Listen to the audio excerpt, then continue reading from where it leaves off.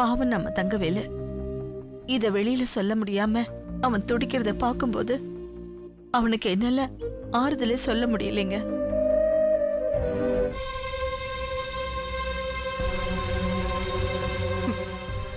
ஆனா நான் அதெல்லாம் மனசுல வச்சுக்கல.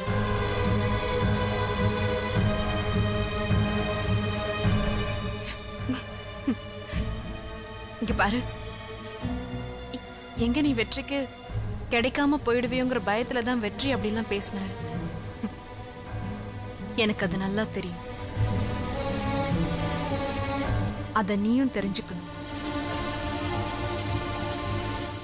வெற்றியும் நீயும் கல்யாணம் பண்ணிக்கிட்டு நல்ல வாழ்க்கை வாழணும். அதான் எனக்கு வேணும்.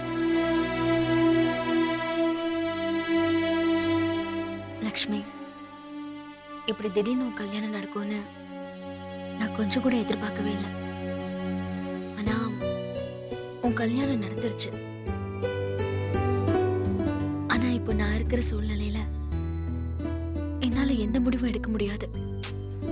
இங்க பாரு, ஏதாவது ஒரு காரணத்தை சொல்லி கல்யாணத்தை தட்டி கழிச்சுக்கிட்டே இருக்கிறத முதல்ல நிறுத்து.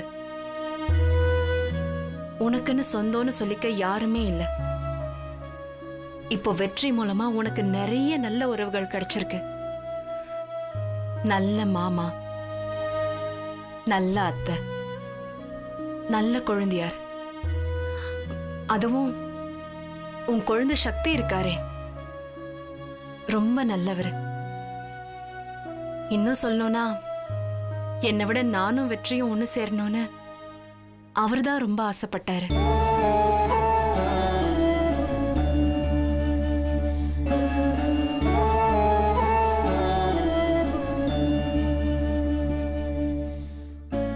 அதனாலதான் அவர் எதை பத்தியும் யோசிக்காம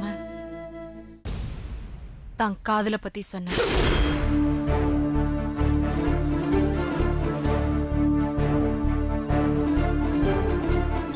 என்ன சொன்னா? சென்னையில நீயும் அவரும் காதலிச்ச விஷயத்த சொன்னாரு.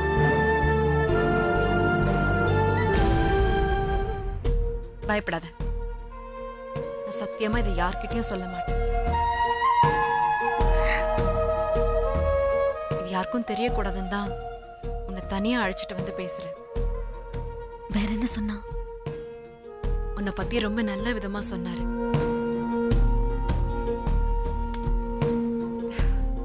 கல்யாணமே வேண்டான்னு இருந்த என்னோட மனசை மாத்தினதே அவர்தான். காதலிச்சவரே நினைச்சிட்டு இருந்தா நம்மளை சுத்தி இருக்கிறவங்க எவ்வளவு கஷ்டப்படுவாங்கன்னு அவர்தான் எனக்கு சொன்னாரு. இந்த உலகத்துல காதலை தாண்டி நிறைய விஷயங்க இருக்குன்னு எனக்கு உணர வச்சதும் அவர்தான். அதனாலதான் அம்மா சொன்னதும் நான் சந்தோஷ கல்யாணம் பண்ணிக்க சம்மதிச்சேன். திரும்பி பாக்குறதுக்குள்ள வருஷங்கள் ஓடிடும் நந்தினி. என் வாழ்க்கை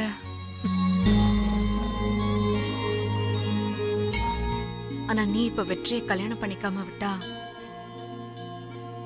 உன் வாழ்க்கை சூன்யமாயிடும். நான் உன் மேல இருக்கிற அக்கறையில தான் சொல்றேன். வெற்றியோட நீ சேர்ந்து வாழணும்னு ஆசைப்படுறேன். எனக்காக நீ வெற்றியை கல்யாணம் பண்ணிக்க. உன் வெற்றியை கல்யாணம் பண்ணிக்க. நான் உன்னை கெஞ்சி கேட்டுக்கிறேன்.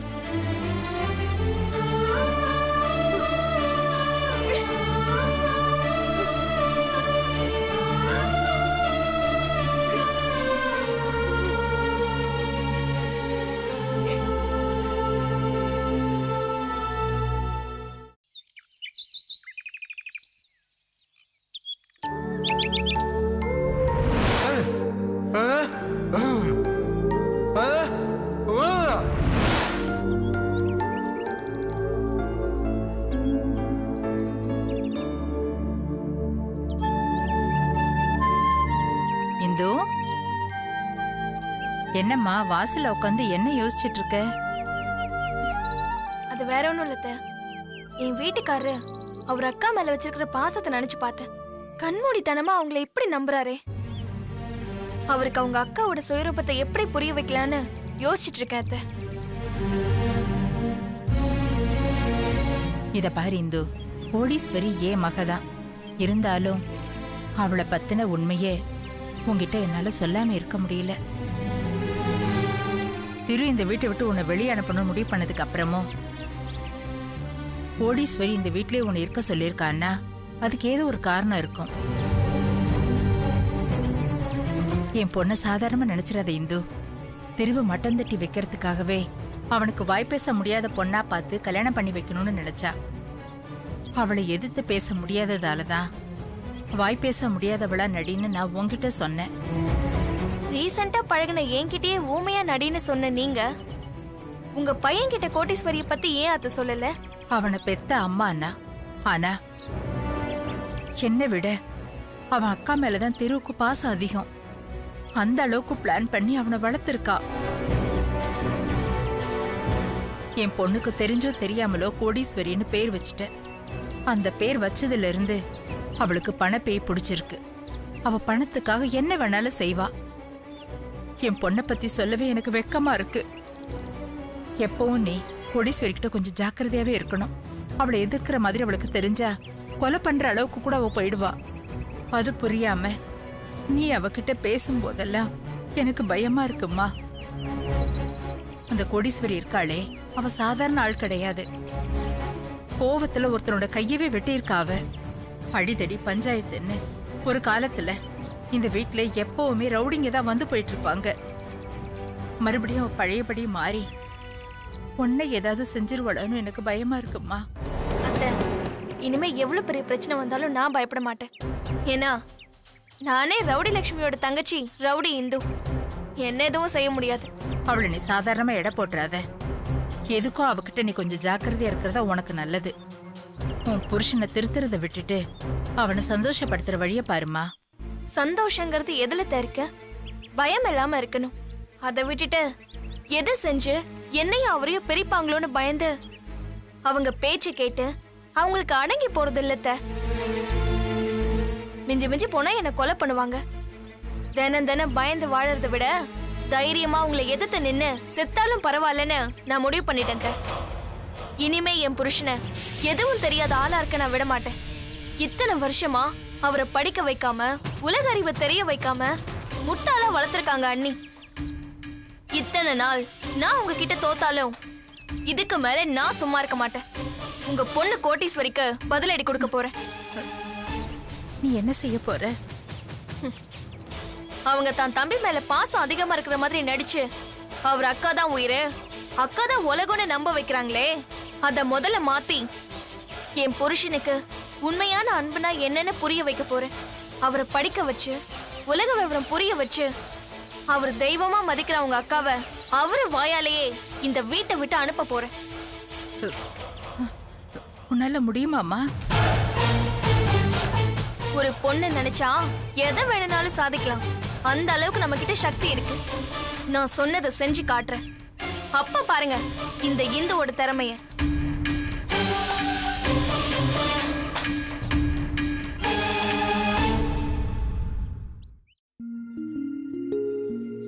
கற்பகம், உன்னோட ஆசீர்வாதத்தோட சந்தோஷுடைய கல்யாணம் நல்லபடியா முடிஞ்சிருச்சு. இப்பதாமா மனசுக்கு சந்தோஷமா இருக்கு. கல்யாணமே வேண்டான்னு சொன்ன லட்சுமி சந்தர்ப்ப சூழ்நிலையினால நம்ம பையனை கல்யாணம் பண்ணிக்கிட்டா. இப்போ லட்சுமிக்கு இருக்கிற குழப்பத்தை மாத்தி நம்ம பையன் மேல பாசம் வர நீதான் அவளை ஆசீர்வதிக்கணும்.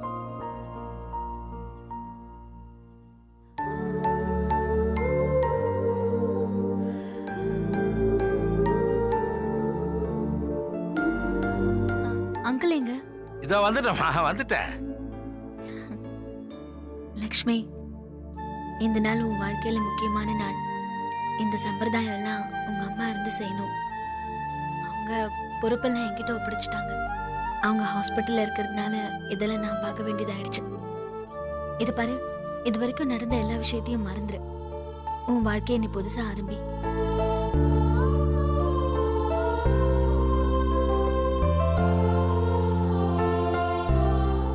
லக்ஷ்மி, அம்மாவை பத்தி நீ எந்த கவலையும் பட வேண்டாம். நான் அவங்க கூட ஹாஸ்பிட்டல்ல இருந்து பாத்துக்கிறேன். நீ சந்தோஷமா இருக்கணும் லக்ஷ்மி, அதான் எல்லாருக்கும் வேணும். வா.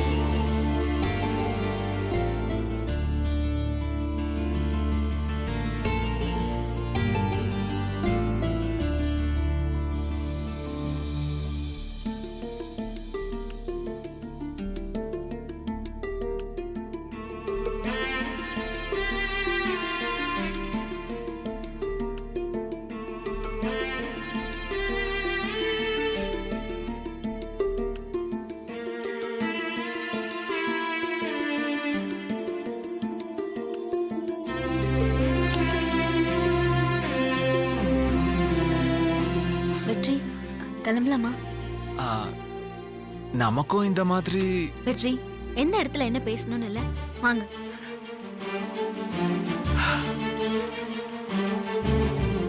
ஆசீர்வாதம் பண்ணு. இருக்கட்டும், நமக்குள்ள எதுக்கு இந்த ஃபார்மாலிட்டிஸ் எல்லாம்? இந்தாங்க.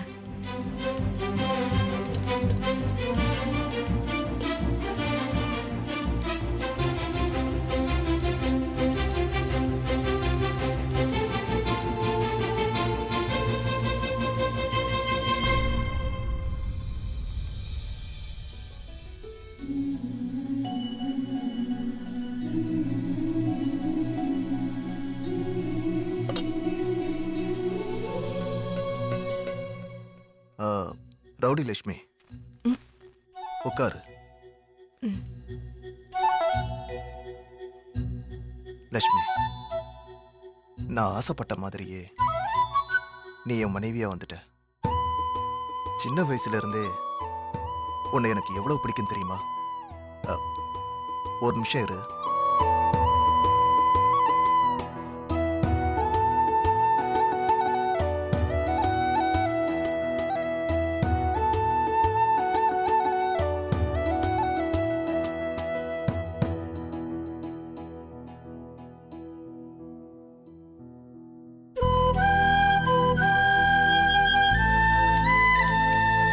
லட்சுமி,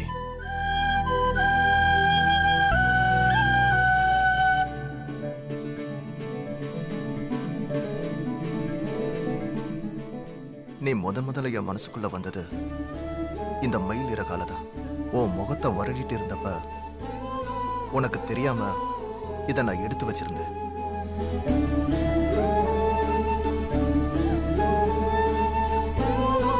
சின்ன வயசுல நீ விளையாடிட்டு இருந்த செப்பு சாமா.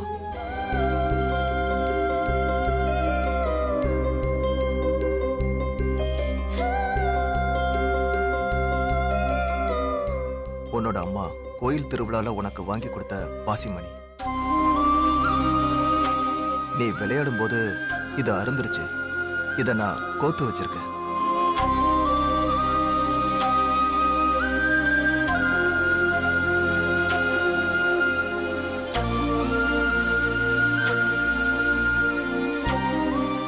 இது சின்ன வயசுல நீ போட்டுட்டு இருந்த வளையல்.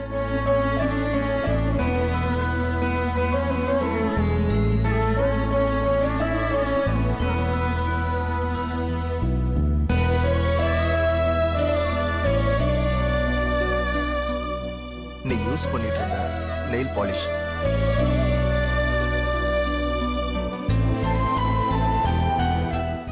இன்னும் நிறைய இருக்கு. இதை விட ஹைலைட்டான விஷயம் இரு, காட்டுறேன்.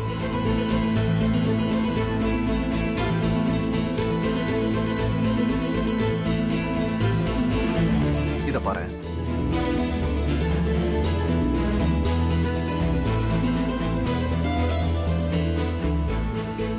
இன்னும் இருக்கு.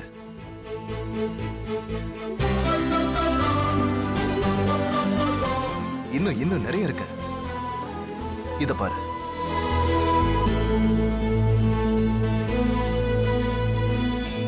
நீயும் நானும் விளையாடும் போது இருந்தது.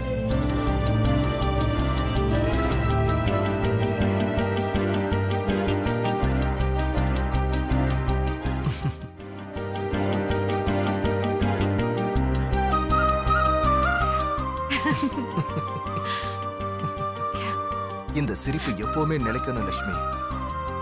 இனிமே நீ பால்கார லட்சுமி இல்ல, இந்த வீட்டோட மகாலட்சுமி. அப்பா, வா சந்தோஷ். நான் லட்சுமி கிட்ட பேசிட்டேன்.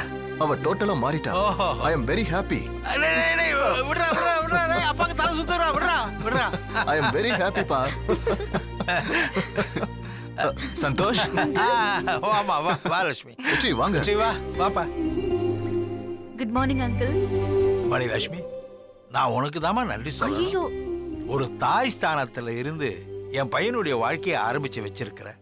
அதை நான் இன்னைக்குமே மறக்க மாட்டேம்மா. இருமா, நான் லட்சுமி கூப்பிடுறேன். பரவாயில்ல, அதெல்லாம் ஒண்ணு வேணாம் அங்கிள். லக்ஷ்மியை டிஸ்டர்ப் பண்ண வேண்டாம், விட்டுருங்க. இங்க வந்ததே எல்லாம் நல்லபடியா முடிஞ்சுதானே பாக்கதான். ஆனா சந்தோஷம் இருக்கிற சந்தோஷத்தை பார்த்தா அவன் மாறிட்டான்னு தெரியுது. பின்ன அதானே நம்ம பண்பாடு. ஒரு பொண்ணு கழுத்துல தாலி ஏறிட்டா தாம் புருஷன் குடும்பம்னு மாறிதானே ஆகணும். லக்ஷ்மியை நினைச்சா எனக்கு ரொம்ப சந்தோஷமா இருக்கு. எனக்கும் ரொம்ப சந்தோஷம்மா. நீயும் வெற்றியும் போல என்னைக்கும் அவங்களும் ஒற்றுமையா சந்தோஷமா இருக்கணும். கண்டிப்பா இருப்பாங்க பாருங்க. சரி இருமா, நான் போய் காஃபி கொண்டாடுறேன். ஐயோ, நீங்க வேண்டாம். போய் காஃபி போட போறீங்க? என்ன குடிக்கிறதுக்கா இல்ல கீழே ஊத்துறதுக்கா? ஏண்டா, இன்னைக்கு அவன் நல்ல மூட்ல இருக்காமா. நான் உண்மையிலே நல்லா போடுவோமா காஃபியை போட்டு கொண்டு வந்துடுறேன். இல்ல அங்கிள், காஃபில வேண்டாம், பரவாயில்ல. நாங்க 2 பேரும் இங்க இருக்கிறத லக்ஷ்மி பார்த்தா அவ தேவையில்லாம டிஸ்டர்ப் ஆயிடுவா. நாங்க கிளம்புறோம், போயிட்டு வரோம். சரி வாங்க. வரோம் சந்தோஷ். வாங்க வெற்றி. வாங்க. பாய்.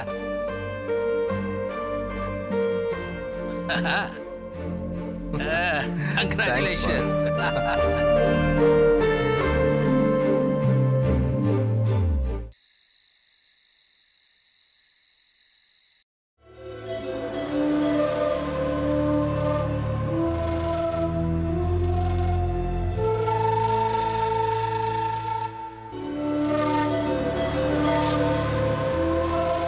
இந்த வீட்ல நான் தான் மூத்த மருமகங்கிற அதிகாரம், அதாவது அங்கீகாரம் எனக்கு இங்க இல்ல. அது கிடைக்கிற வரைக்கும் நீங்க நினைச்சது எதுவும் இங்க நடக்காது.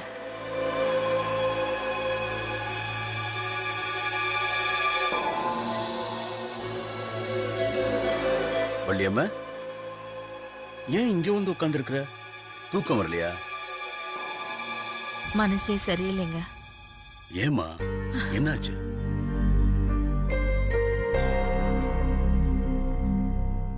தங்கவேலு தேன்மொழியை நினைச்சா மனசுக்கு ரொம்ப கஷ்டமா இருக்குங்க.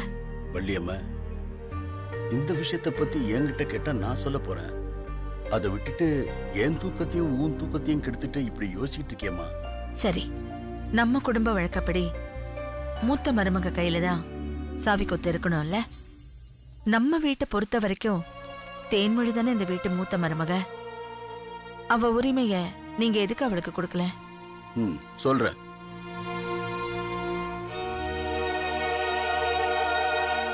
உன்னை சுத்தி என்ன நடக்குதுன்னே தெரியாம நீ இருந்தப்ப நம்ம பசங்களுக்கு பொண்ணு கொடுக்க யாருமே முன் வரலமா.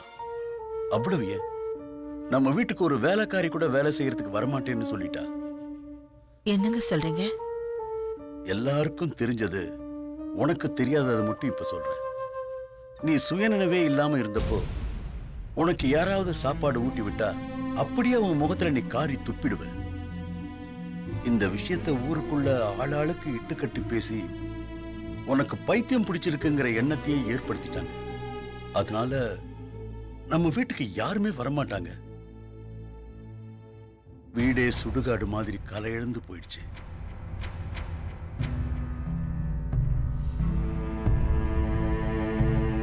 அப்பதான் நம்ம வெற்றி லட்சுமியை கல்யாணம் பண்ணிக்கிட்டு வந்தான்.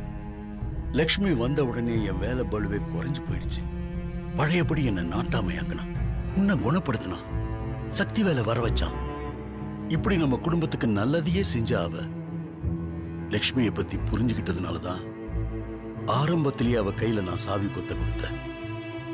சாவி கொத்துங்கிறது அது வெறும் சாவி கொத்து இல்லம்மா, அது ஒரு குடும்பத்தோட அதிகாரம், அந்த குடும்பத்தோட மானம், மரியாதை, கௌரவம் எல்லாம் நம்ம குடும்பத்தோட பாரம்பரியத்தை காப்பாத்த தேன்மொழி நம்ம வீட்டுக்கு மருமகளா வந்த உடனே லட்சுமி கிட்ட இருந்து சாவி கொத்த வாங்கி தேன்மொழி கிட்ட கொடுக்கலான்னு நினைச்சம்மா. ஆனா தங்கவேலு கல்யாணத்துல தேன்மொழியோட அப்பா என்ன சொன்னார் தெரியுமா? இப்ப லட்சுமி கிட்ட இருக்கிற பொறுப்பை தூக்கி தேன்மொழி கிட்ட எந்த காரணத்தை கொண்டு கொடுத்துடக்கூடாது. அவ ஒரு குடும்பத்தை நிர்வகிக்கிற அளவுக்கு இன்னும் பக்குவப்படல. சின்ன வயசுல இருந்து தான் நினைச்சது நடக்கிறதுக்காக என்ன வேணாலும் செய்வா. ஒரு தடவை நான் கண்டிச்சப்ப என்னையே கிளாஸ் எடுத்து குத்திட்டா. இத பாருங்க, கையில இன்னும் தழும்பு இருக்கு. அந்த அளவுக்கு அவளுக்கு கோபம் வரும். நானும் மாறுவான்னு பார்த்தேன். இதுவரைக்கும் அவ மாறவே இல்லை. உங்க வீட்டுல இருக்கிற லட்சுமி கிட்ட பேசும்போது அவளால தேன்மொழியை மாத்த முடியும்ன்ற நம்பிக்கை எனக்கு இருக்கு. அவளுக்கு குடும்ப பொறுப்புன்னா என்னன்னு எடுத்து சொல்லி புரிய வைக்கிற பக்குவம் இருக்குன்னு நான் புரிஞ்சுக்கிட்டேன்.